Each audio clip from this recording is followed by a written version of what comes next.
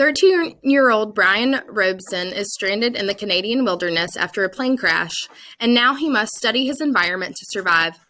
In this part of the novel, he has been dreaming of his father. Now he dreams of his friend Terry. He was not gesturing to Brian, but was sitting in the park at a bench, looking at a barbecue pit, and for a time nothing happened. Then he got up and poured some charcoal from a bag into the cooker, then some starter fluid, and he took a flick type of lighter and lit the fluid. When it was burning and the charcoal was at last getting hot, he turned, noticing Brian for the first time in the dream. He turned and smiled and pointed to the fire as if to say, "See, a fire." But it meant nothing to Brian, except that he wished he had had a fire. He saw a grocery sack on the table next to Terry. Brian thought it must contain hot dogs and chips and mustard, and he could think only of the food. But Terry shook his head and pointed again to the fire. And twice more he pointed to the fire, made Brian see the flames, and Brian felt his frustration and anger rise. And he thought, all right, I see the fire, but so what? I don't have a fire. I know about fire. I know I need a fire. I know that. His eyes opened, and there was a light in the cave, a gray dim light of morning. He wiped his mouth and tried to move his leg, which had stiffened like wood. There was a thirst and hunger, and he ate some raspberries from the jacket.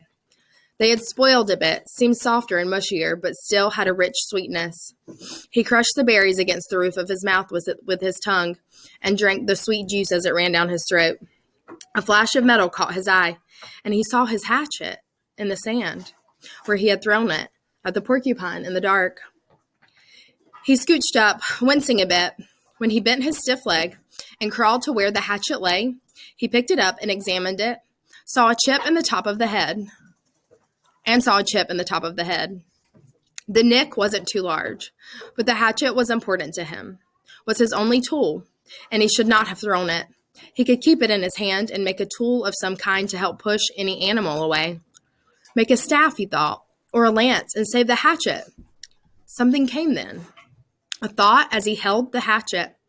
Something about the dream and his father and Terry, but he couldn't pin it down. He scrambled out and stood in the morning sun and stretched his back muscles and his sore leg. The hatchet was still in his hand, and as he stretched and raised it over his head, it caught the first rays of the morning sun. The first faint light hit the silver of the hatchet, and it flashed a brilliant gold in the light like fire. That's it, he thought. What they were trying to tell me. Fire. The hatchet was the key to it all. When he threw the hatchet at the porcupine in the cave, and missed and hit the stone wall, it had showered sparks, a golden shower of sparks in the dark. As golden with fire as the sun was now. The hatchet was the answer. That's what his father and Terry had been trying to tell him. Somehow he could get the fire from the hatchet. The sparks would make fire. Brian went back into the shelter and studied the wall. It was some form of chalky granite or a sandstone, but embedded in it were large pieces of darker stone, a harder and darker stone. It only took him a moment to find where the hatchet had struck.